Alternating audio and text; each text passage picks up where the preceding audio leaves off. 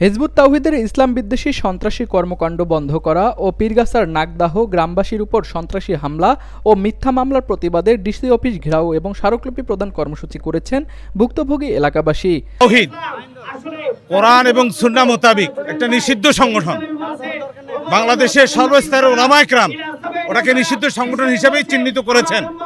ওদের নিষিদ্ধ কর্মকাণ্ড জনসাধারণের মধ্যে চাপিয়ে দিয়ে আমাদের বিগত 24শে ফেব্রুয়ারিতে আমাদের পীরগাছা উপজেলা আপনার সিদামহাট এলাকায় নিষিদ্ধ সংগঠন সমবেতভাবে তাদের নিষিদ্ধ কর্মকাণ্ড পরিচালনা করার অপপ্রয়াস চালিয়ে, এরই মধ্যে আমাদের এলাকাবাসী সম্মিলিতভাবে তাদেরকে বাধা প্রদান করে, কিন্তু তারা সশস্ত্র অস্ত্রশস্ত্রে সজ্জিত হয়েই এরা সাধারণ জনগণের উপরে ঝাঁপিয়ে পড়ে এবং সেখানে প্রায় 17-18 জন ভাইকে আহত করে মেডিকেলে চিকিৎসাধীন আছে।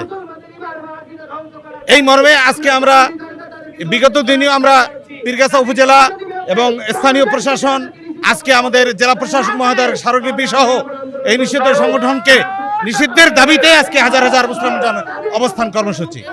আসলে সেদিন আমাদের রাসূলকে নিয়ে মানে কটু কথা বলছিল, এটার প্রতিবাদে আমরা বলছিলাম যে আমাদের রাসূলকে নিয়ে এরকম কোনো কথা বলতে পারবে না।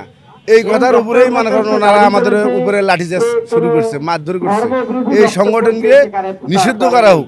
এখানে ইউনুস স্যার সহ ওসি সহ সবাই উপস্থিত ছিল, ওদের সামনে আগুন লাগাইছে, ওদের বাড়িতে ওরা আগুন লাগাইছে, নিজের প্রমাণ লোপাট্টা করার জন্য ওরা আগুন লাগাইছে।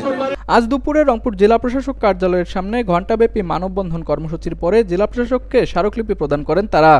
এ সময় মানববন্ধনে বক্তারা বলেন, হিজবুত তাওহীদ ইসলামকে বিকৃত করছে, বাংলাদেশে তাদেরকে নিষিদ্ধ করতে হবে। সেই সাথে গ্রামবাসীর উপর তারা যে সন্ত্রাসী হামলা চালিয়েছে তার দৃষ্টান্তমূলক শাস্তি এবং গ্রামবাসীদের বিরুদ্ধে যে মিথ্যা মামলা করা হয়েছে তা প্রত্যাহার করতে হবে।